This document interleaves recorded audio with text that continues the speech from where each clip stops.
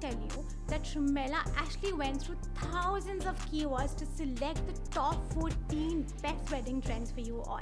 Don't limit yourself to Indian trends only, because there is so much neo-culturation in weddings in India these days. I also urge couples, just like our Honorable Prime Minister did, to plan their weddings in India, explore more destinations within India. Great. And do you have any tips of people who do not know about how to plan an after party, or any small tips that you want to give to them? Because of course after party sounds really interesting. Don't be blindfolded to go ahead and follow everything that celebrities are doing. Yes. A lot of things depend on your budget, a lot of things depend on who you are. This is why first look is very, very important according to me, and I think it should just not be a trend. It should be an important part of a wedding timeline. Open air venues just add an edge of romance to your entire ceremony. Hello, dear couples. I am Manvi, your social media manager at WeddingWire India, a part of the Not Worldwide, and I welcome you all to episode 5 of Shaadi Ki Pathshala series. Firstly, thank you so much for giving so much love to our previous episodes.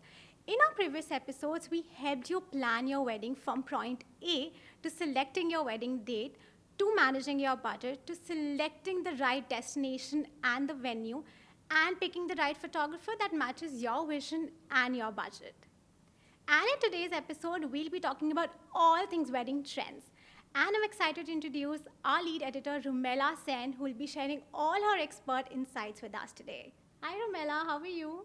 I'm good. Thank you so much for having me on SKP. Thank you so much for joining us, and I can't wait to help our couples plan their wedding with our biggest trends of the year.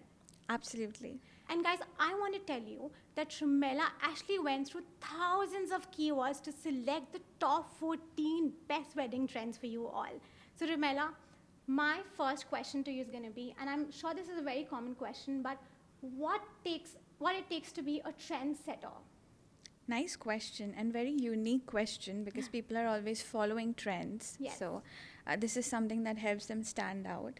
I would say, number one, research. You should know about all of the trends for the upcoming year when you start planning your wedding. Number two, don't limit yourself to Indian trends only, because there is so much neo-culturation in weddings in India these days. So look at all of the global wedding trends, see what other people are doing in different markets. Number three, always follow your heart. If there are two choices, don't choose the one that everyone wants you to do, but maybe you are not happy and satisfied with it, because it's going to show on your face on the wedding day. Always choose what you really want to do. Follow your heart. And number four, and the last tip, would be that experiment. Don't limit yourself. Don't feel scared to experiment. And don't feel that, okay, because it's a wedding and there are going to be so many eyes on me, I will have to do what everyone suggests and advises me to do. Of course, take expert advice, but experiment as much as you want to. I love the point, Rumela, where you mentioned that it's not important that you have to follow your trends, but you need to add that unique touch of your personality as well. And my first question in terms of the wedding trends 2025, because I know you have written a huge blog where you've mentioned the 14 trends, and I went through all the trends, and the top trend that I saw there was destination weddings. We've talked about destination weddings abroad, say in Bali, Thailand, but the increase of destination wedding in India. I mean, for example, I recently, the weddings that I attended of my friends, they were living abroad, but they wanted to come back to India to plan their wedding, not just because of the culture, but the locations. How is planning a wedding in India a growing trend? Thank you. That's a very interesting question, Manvi. Interesting because of how the concept of destination weddings in India has changed over time. Now, let me tell you one thing. Destination weddings as a concept is a tale as old as time. Yes. It's a very popular concept. We have seen destination weddings happen all around the world, even for Indian couples for that matter. But how has it evolved and changed? I'm going to talk about that right now. In the past, when destination weddings started as a trend, it was very limited to people with deep pockets. Yes. If you have the budget to get married in Dubai, Thailand, that is when a family would go ahead and plan a destination wedding.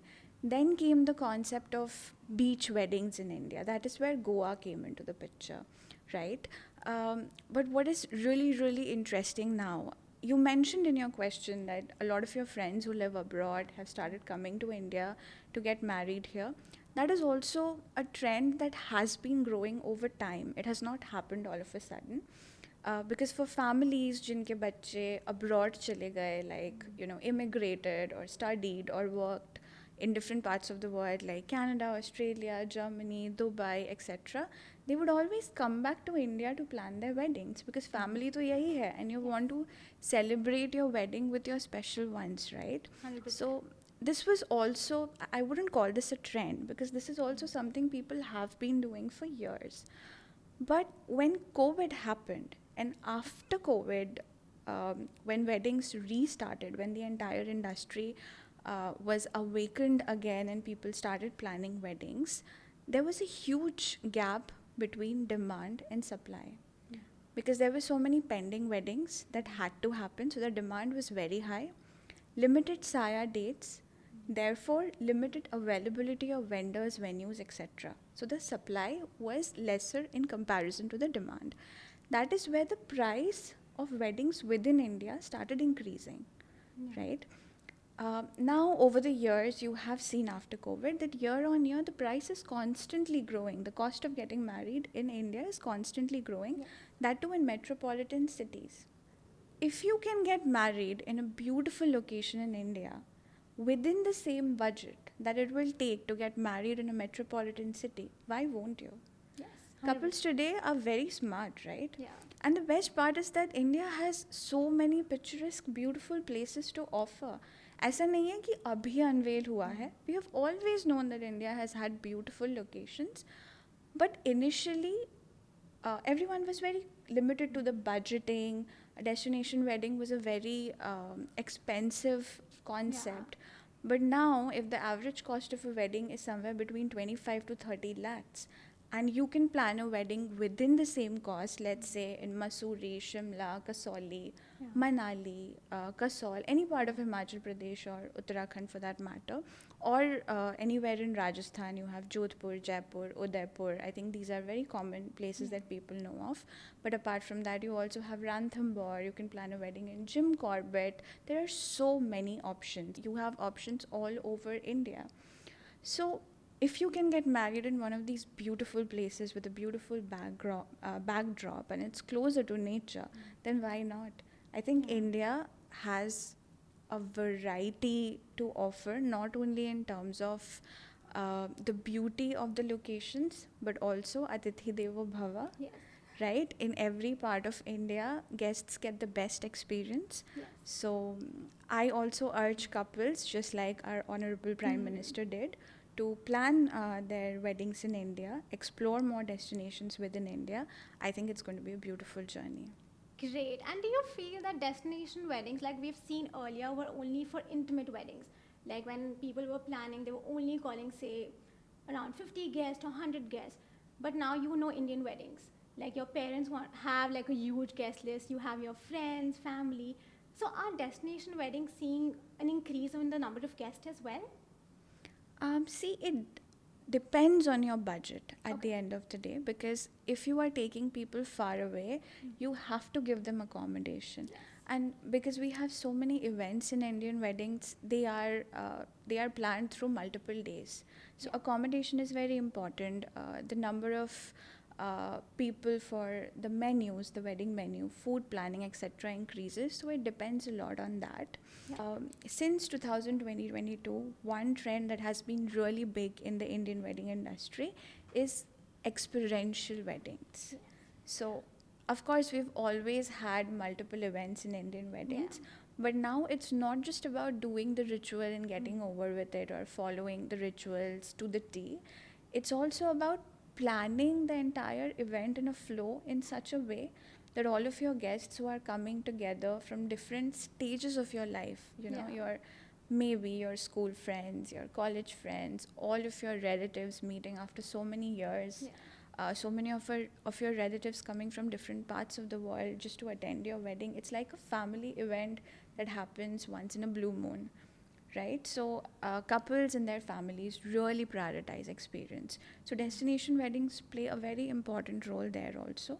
And like I was telling you earlier, because the definition of destination wedding has changed, it's not about going far away to get married or flying out of India to get married. It's about finding a beautiful resort or a beautiful location where the experience is beautiful and all your guests can come together. Yeah. So it's very much doable for bigger guest lists also now. Amazing, Romella. And one trend that I've seen in mostly destination weddings and intimate destination wedding, and I saw that in the blog as well for our Trends Report 2025, was seating charts.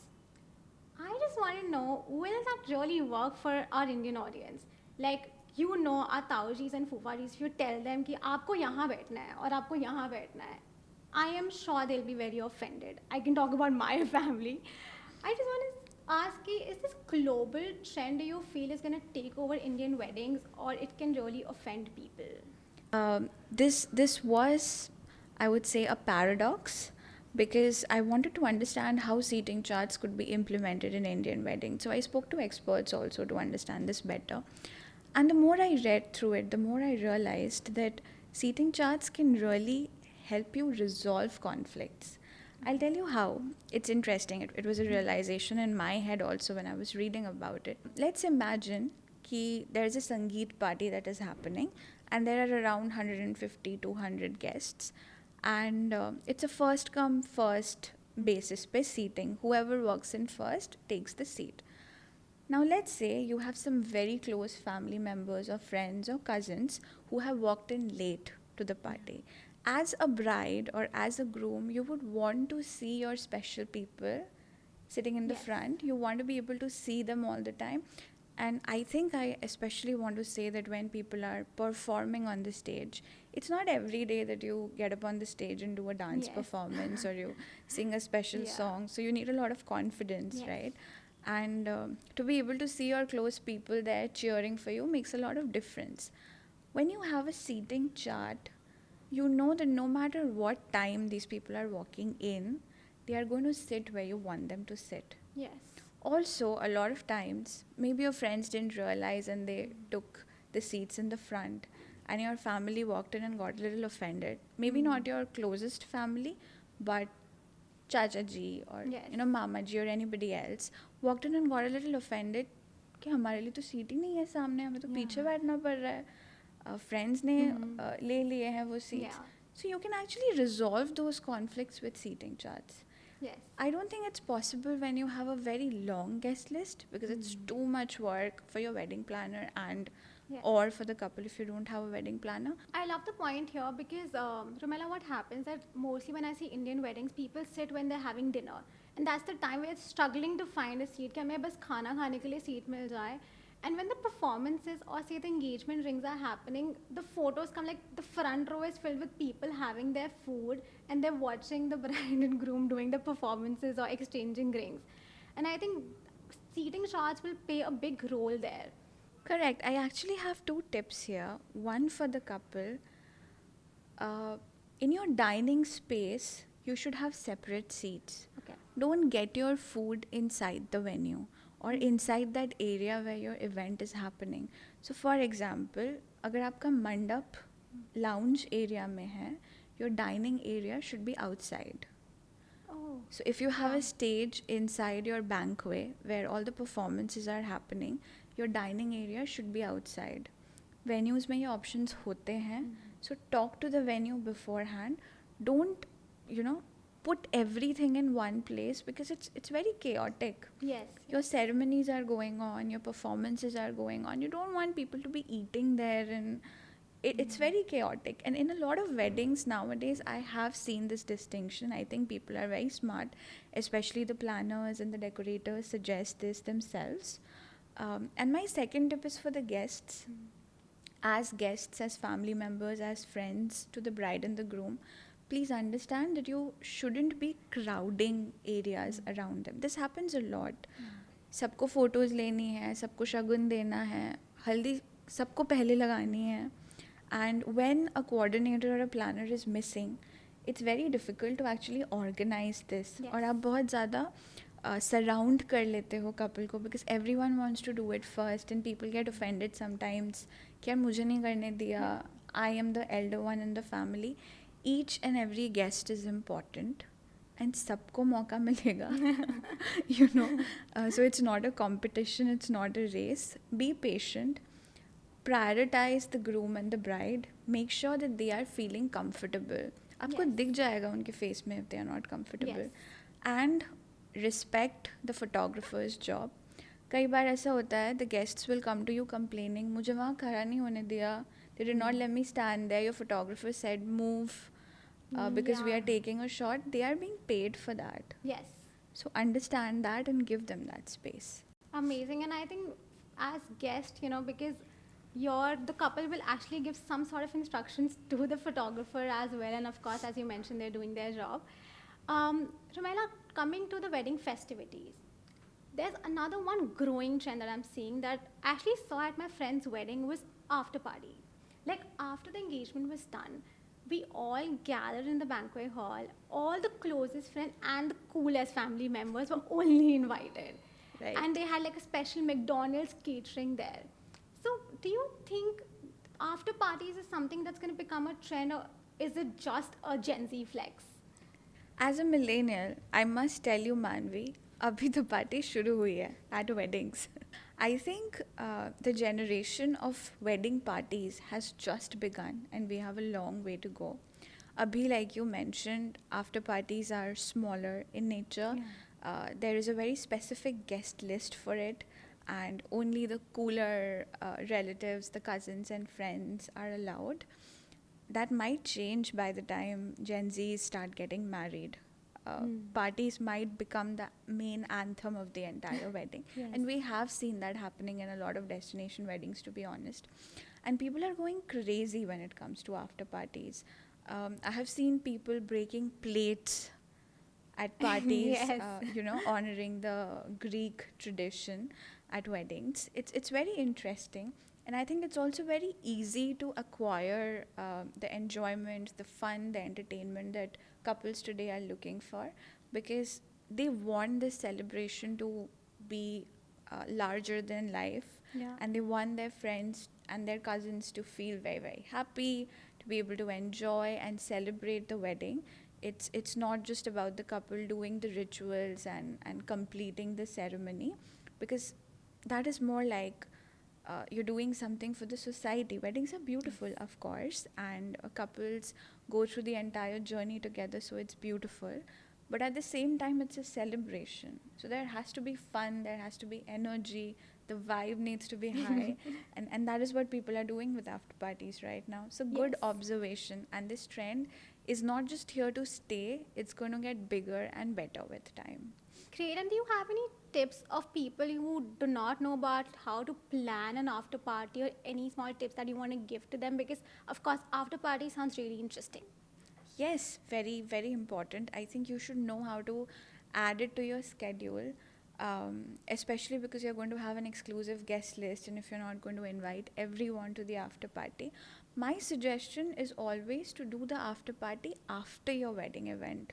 Okay. Like once your puja is done, your fairas are over, the ceremony is complete, maybe you have a reception, and then after the reception, you culminate the event with an after party.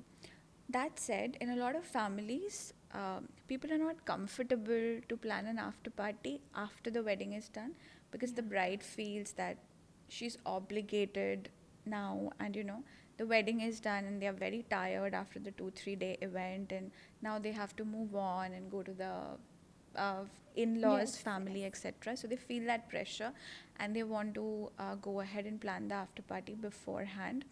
In that case, please make sure that your after party is not followed by the wedding ceremony in the morning. Okay. So if you're having an after party at night after your sangeet, for example, you should not have a day wedding planned the next day.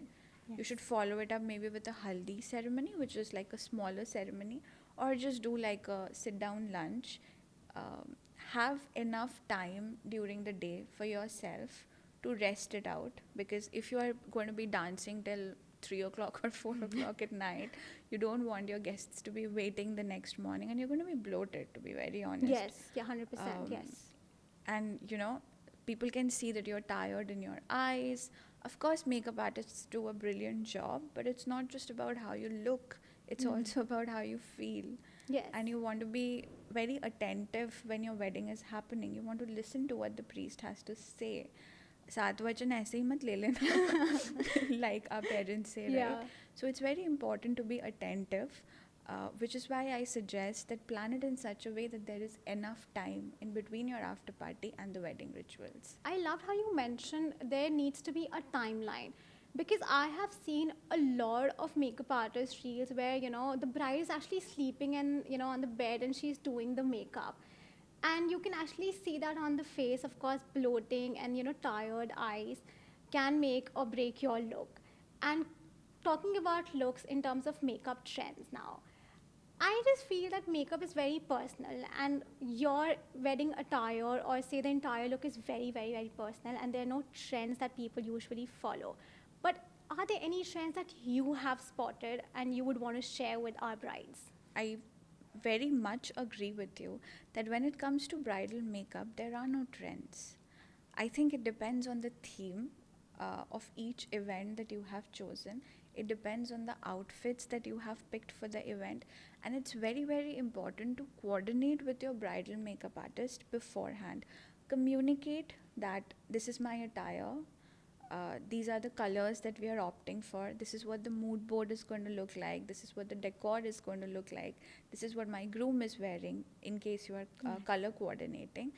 And choose a bridal makeup look that looks good on you. Hair also plays a very important role here. आपको कुछ बहुत अच्छा लग रहा है social media में does not mean that you have to do it. Yes. So you should also always have multiple options. Give those options to your makeup artist. Tell her or him that these are the looks that I really like, but what do you suggest? In the last year, peach fuzz, the Pantone color, was all around in terms of decor, in terms of people picking outfits. But this year, like, the Pantone color is mocha mousse. What I personally feel is not the best color for Indian weddings. What is your opinion on it? And do you think there are better colors that one can opt for the wedding? To be honest, I think mocha mousse might do well for your after party or reception look. Yes. Not for the main wedding day, because I'm not sure if that's the color that's going to suit the entire Indian wedding vibe. But it's a very sophisticated, elegant shade. I love it. And I think if you want to color coordinate with your groom, and your groom has chosen to wear something black, right? A dapper black bandh gala or a dapper black tuxedo, a mocha mousse draped gown, a structured gown, or a mocha mousse lehenga with a mermaid cut. I think it's going to look absolutely gorgeous, and it can be shimmery in nature. It can be sequined. I think it's going to look brilliant. And nowadays, for all of these after parties, sangeet nights, reception night parties, there is so much glitter and there is so much shine in the entire decoration setup also. Yeah. So I think it's a beautiful color. That said, I think pink is not going anywhere. Pink is here to stay. Yes. People love pink. Pink is the new red. Of course. Of course. Correct. Yeah, I think pink is the new red when it Yes. comes to bridal lehenga trends. I would still suggest brides to look at different shades of pink. Don't limit yourself to baby pink Yeah. only. There are all of these beautiful pastel pink shades, darker colors, or lighter tones. So go ahead and choose maybe a bubblegum pink if you want, Yes. or a fuchsia pink if you want a brighter shade. Or there was this shade called rose quartz. I love that shade. Yeah, it It's was so it was one of the beautiful. Pantone colors in the past years. Rose quartz and serenity. Yes. Serenity is a shade of blue, and rose quartz is a shade of pink. These two, I feel that even today they are beautiful for Indian weddings, especially for brides who want to take a minimalist route, or brides who are planning day weddings, winter day weddings, for example. I think these two shades are beautiful. More shades of blue, more shades of pink, lavender, please. Yes. more love to lavender. Lavender is beautiful. Yeah, so I think these are some colors that are here to stay. And interestingly, also multicolored lehengas. You will see a lot of Yes. multicolored lehengas in 2025. It's interesting that it has been integrated in bridal fashion. Yes, yes. So people wearing red have multicolored lehengas, red, orange, green, or maybe darker shades complementing red, or an orange lehenga being complemented with a lighter color shade veil, like we saw Ashna Shroff Yes, yes. beautifully draping that veil, which is lighter Yes. shade from the orange, bright orange color lehenga that she was wearing, but it was coordinated with Arman very beautifully. So we're going to see more color coordinated outfits in 2025 for sure. If I talk about lavender lehengas, Anushka Ranjan, when she wore that, I think the increase of lavender lehenga started from there. And actually, I had never imagined lavender could look that good. And when I saw Kiara, that pink shade, like a pink purplish shade, when I saw her, I was like, this is such a unique color. Nobody has worn that before. So does Bollywood really inspires us when it comes to fashion? Of course, Anushka looked beautiful in that outfit. Yes. We had a discussion with Anushka and Aditya Seal not so long ago where she Yeah. spoke about the outfits that she chose for her wedding ceremonies. She had a jumpsuit for the reception, which was a very logical idea because Yes. she wanted to party through the event. And then she had a lavender colored lehenga, which she thought was unique. People were not wearing that color. So, very smart choice. Bollywood definitely inspires weddings, but I'm not a huge fan of that idea. I'm going to be very honest with you. If something looks good on a celebrity, does not mean it's going to look good on you. Yes. And I'm not trying to create beauty standards here by saying कि आप पे ये color अच्छा नहीं लगेगा या you need to complement your complexion. I'm not saying that. Everyone is beautiful. But just because a celebrity has worn something does not mean that's that's aligned with your personality or your style or looks the best on you. Yeah. I was obsessed with white. I wanted to wear white. But when I experimented between a white outfit and a red outfit, I realized that red looks way better on me. Follow Bollywood and learn and draw inspiration for the setups. They have beautiful setups. I love it. Follow Bollywood for, bridal entry trends and songs and all of those things. Learn as much as you can from Bollywood, but don't be blindfolded to go ahead and follow everything that celebrities are doing. Yes. A lot of things depend on your budget, a lot of things depend on who you are, like your core personality and what looks good on you. I understand not for the main wedding day, but for pre-wedding functions, do you feel black will take over in 2025? I don't think it will take over, but we have seen a similar story with white, haven't we? Yes, yes. White was supposed to be an inauspicious color. Who would have thought that brides in India would be wearing white and ivory? Yes. Yeah, I think Alia broke that Yes, myth 100%. when she wore an ivory sari, and then there was an Alia effect in India, and brides started wearing a lot of white saris, ivory lehengas, etc. And it's also neo-culturation. We were deeply inspired by global wedding trends, and now we see a lot of ivory and white lehengas. It might be the same story with black, and I would love to see black take over, especially for the night events, Yes. for the dance parties and for the sangeet ceremonies and for maybe for the engagement night or the reception night, any one of the events. Or the after party. Or the after party, right? Yeah. I think जब इतने options हैं, इतने choices हैं, you shouldn't be limited to one color only. I actually have a list of my favorites that I have put together because I want more trend-setter brides in 2025. My list includes full blooming pink. Beautiful. The color sounds so beautiful, Yes. right? Pink drink. Wow. This sounds like a naughty pink color. Rosy future, Wow. inspired by rose. Pear extract. Melon ice. Lacy lilac. Lavender oil, again a lavender shade, and citrus essence. Amazing. And brides, I want to tell you, just go for it. Maybe go for the pink colors or choose a unique color, but don't forget to share all your amazing pictures with us, and we would love to feature you on our social media. Ramela, I was having this conversation with my grandmother recently where she mentioned that the first time my grandfather and my grandmother saw each other was at the mandap. They had never seen each other before. And now I see the trend of first look, and that you've mentioned in the trends report as well. So, do you think this classic trend will still be relevant in the coming years, or maybe this is just, here maybe for the next 2 3 years and it's gonna die? Interesting. I think first look as a trend has been here for some time. Globally, it has been there for ages. Yes. In India, it has picked up in the past years. But I'm a huge advocate of this trend and I'm supporting it, and I'm asking more couples to implement first looks in their 2025 weddings, and I'll tell you why.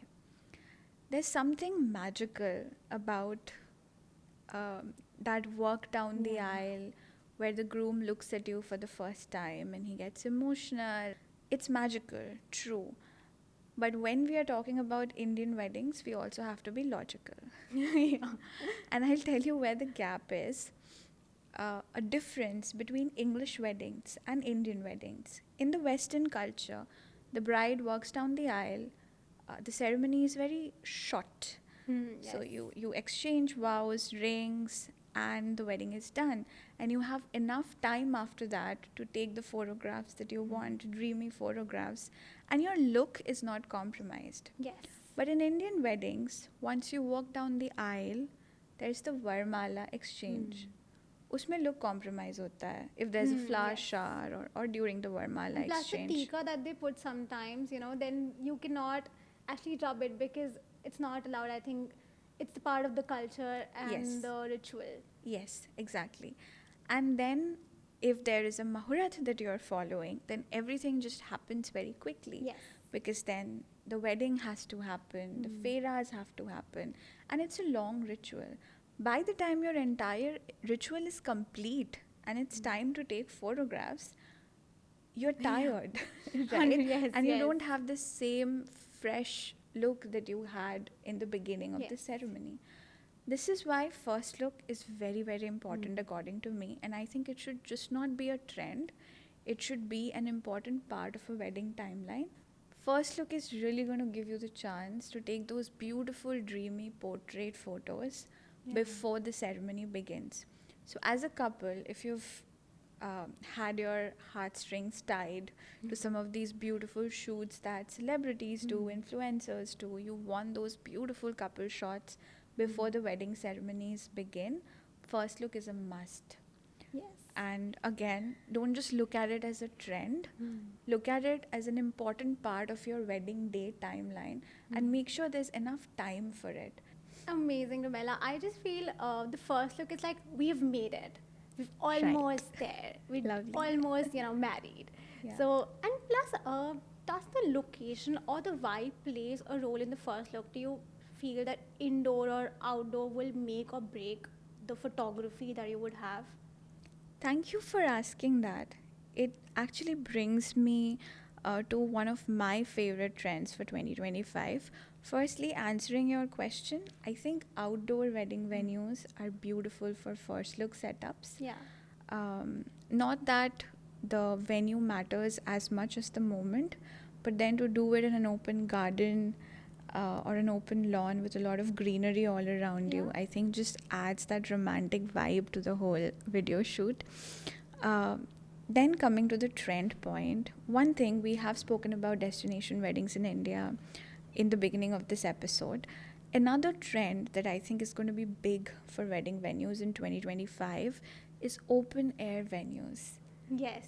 Yes, and weddings closer to nature. So, having those setups where maybe the mandap is right under the tree, or we've had poolside mandaps before. I think this trend is going to be huge in 2025, and we're going to see a lot of day weddings happening all around nature this year. Great. And when it comes to open air venues or something which is close to the nature, what do you prefer? Like, do you think a day wedding would look better or a night wedding will have the same kind of vibe or a sense? Actually, you can do both. My first tip is make sure there is a balance between indoor and outdoor spaces during the event, because if the weather gods decide to play rough with you, you will have a contingency plan. You can move the event indoor. Plus, the dining area, etc., can be inside a closed knit space. However, the outdoor area is where the most beautiful ceremonies can happen. Now, when we talk about open air venues, there are so many options to choose from. If you're planning your wedding in a palace or a fort, there are these palatial gardens, Yes. right, where you can get married. You can also look at farmhouses. If you don't have very high budgets for a palace or a fort, you can always look at a nature resort, seaside resort, lakeside resort, beachside resort, Yeah. or a backwater resort in Of Kerala. course, I Yeah? would love that. I think if I talk about Alipi, Right. like it comes back to Wed in India. Like you have such beautiful location and merging that with open air venues would look so beautiful. Absolutely. So you can definitely go ahead and choose a resort of that kind. If you want to do a hill station wedding, there are two options. There are resorts or hotels with a lot of lush greenery in hill stations like Kasoli, for example. Or you could look at a cliffside venue, which gives you the entire mountain peak view, which is also quite dreamy. So you could opt for something like that. Or you could go for a farm to table wedding venue if you're planning an intimate wedding. Or a farmhouse like the ones in Chhatarpur. These are also very close to nature. You could also actually plan a desert wedding. You have those options as well. Nowadays, people are also planning weddings in cruises. Yeah. Or like we come back to the discussion of getting married in South India. You can just go ahead with a boat house. So there are so many options to choose from within India, and there is just so much nature all around us. My only tip is please don't pollute the environment. Yeah, 100%. We are very lucky to have this option of planning the most beautiful ceremony of our life, with nature playing testament to our beautiful journey. Please don't pollute it. Please don't plan your haldi ceremony in a lakeside or a beach resort, because you're going to pollute the environment for sure, even if you don't want it, and that's not a great idea. So stick to poolside haldis. If you want to do something unique, there are these village resorts where you could have activities like pottery making, bangle making, doing something with clay, etc. So you could do a traditional haldi there, or you could have a very boho chic sort of a haldi event in a marriage garden or a lawn. You don't need a very extravagant venue to be able to pull that off. So there are a lot of options. If you want to do a night event in an open air venue, you can obviously get married in an open air venue. People have done that in marriage gardens as well. Sangeet or your engagement ceremony, anything including after parties, concerts, live shows, etc., is a great event to opt for if you're planning an outdoor event. You could also have those neon lights and glowing in the dark kind of an event theme if you're planning to do an outdoor event. Or you could have two stages, like a musical night. I wouldn't suggest between two families. I have seen people doing one family versus another in musical nights. I would suggest two different age groups, because it gives the opportunity for people from the same age group from both the families to get together and be in a playful mood. Or you could do men versus women. That can also be fun. So you could do like a musical antakshari or some kind of a competition together under the starlit sky. You could have a Sufi night in a poolside area. So there's just so much, that you can do. And open air venues just add an edge of romance to your entire ceremony. I totally agree, Romella, and I love the point where you mentioned like people are always looking to add that unique experience. So, are there any photography trends that or maybe say videography trends for that matter, that you have spotted and you would like to share with our audience? Documentary wedding videography Yes. is one of my favorite trends, and I have written about it in the blog as well. I have identified it as a big trend for 2025 because it's unfiltered. Yeah.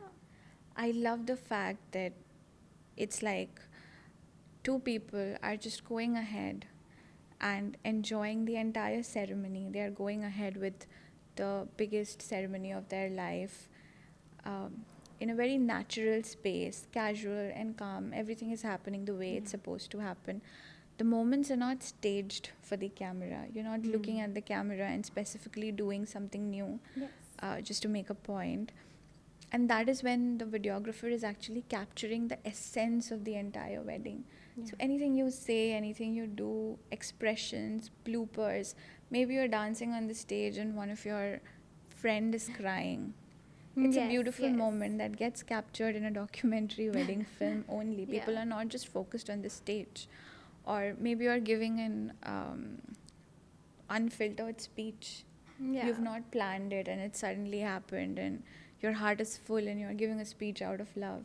Yeah. Those errors, those bloopers, the little moments that are very authentic and unique in the wedding is what actually makes your wedding beautiful, right? I know. It's not the staged moments that make your wedding beautiful. Yes. The moments in between, the special chapters where you say something to each other, that kiss in the cheek when no one is looking, that winking of the Yes. eye, maybe the bride is winking at the bridesmaid, very, very small Yeah. moments. Capturing all of them together and projecting an unfiltered wedding film is what documentary wedding films is all about, and I love that trend. Yeah. I want to see more of that in 2025. I think it's about creating a core memory that you always want to go back and look at it. Yes. Like after, say, your marriage of, say, 20 years, you would, of course, you want to see your pictures, but these are the videos that will remind you of those moments. Absolutely. I know there are other trends as well, but the main trend that I want to talk about, that we have actually spoken in our episode 4, where we had Harsh talk about lab grown diamonds. Right. And it's a very funny example that I'll tell you. So I was just talking to my father, and we were actually deciding, me and my fiance's engagement ring. And I told my father, why should we actually think of going for a lab grown diamond? And he said, Manvi, natural ही असली होता है. And I was like, Papa, don't you think we're exceeding the budget? He's like, nahi. So I don't know, it's the parents that needs to be convinced, or the myth about lab grown diamonds are not real. So what is your insight and what are your thoughts about it? I won't get into the comparison between lab grown diamond and real diamond jewelry. I think it's for people to choose depending on their budgets also. But I'll tell you why I think lab grown diamond is going to be a huge trend in 2025. Number one, easy for your pocket. Yeah. Number two, sustainable, less carbon footprint, which I think should be something that our generation should really be talking about, looking at how much our environment has changed over the past few years. I think it's very important for us to prioritize eco-friendly decisions in life. Number three, same look. Like you can't tell Yeah. the difference between buying a diamond and a lab-grown diamond. It looks like the same thing. Number four, less time needed. If you want to do something customized, if you have a customized design in mind, it takes very less time for you to get a lab-grown diamond done. I think all of these reasons together make it a very reasonable and a very logical choice for people who want to buy a solitaire, who want to wear a solitaire for the rest of their lives. If you don't want to spend 2.5 to 3 lakhs in a 1 carat solitaire, and you want to get it within 1 lakh, between I think 60, 70,000 or 1 lakh, depending on the design and how you want the entire diamond setting to be, it is possible with a lab grown diamond. And then you can allocate the rest of the amount to some other wedding planning task, which might need more money. So you can make a logical decision, but at the same time, for a lot of people I know, diamonds are an asset. Yes. We obviously, when it comes to diamonds, we also think about the resale value. That is not something you have to think about when it comes to lab grown diamonds. Gold is an investment. So, for example, if you are the kind of a couple that wants to invest in something which will give you better returns in the future, our parents definitely do. So, gold is an amazing option. A lot of times we see people conflicted between gold and diamond because दोनों का cost बहुत high है. Yes. And if you're buying it right before the wedding, you have to invest both in gold and diamond if you want to wear it accordingly. But अगर diamond सिर्फ एक style choice है आपके लिए, then invest in gold, which will definitely give you best returns, and get a lab grown diamond, which is not a huge investment for you, and it appeases your style appetite as well. Great, Rumela, because I really like Aditi Rao Haitri's wedding ring. I was obsessed. And when I actually checked the price for a natural diamond, I was like, I'm not that obsessed now because it was so huge. And I was like, maybe I can find it in a lab grown diamond. And when I actually checked, there was a huge price difference. Definitely, yeah. Lab grown diamonds are making it easier for everyone to be able to purchase the style, the look, the solitaire look. Rumela, I can't thank you enough for all your expert advice and the way you've explained all these amazing wedding trends. I am sure our couples would have taken so much inspiration, and couples, I can't wait to see you all as trendsetters and breaking the internet with your pictures. I will see you all very soon with more exciting episodes, and we promise to always help you with your wedding planning journey from the start till the end.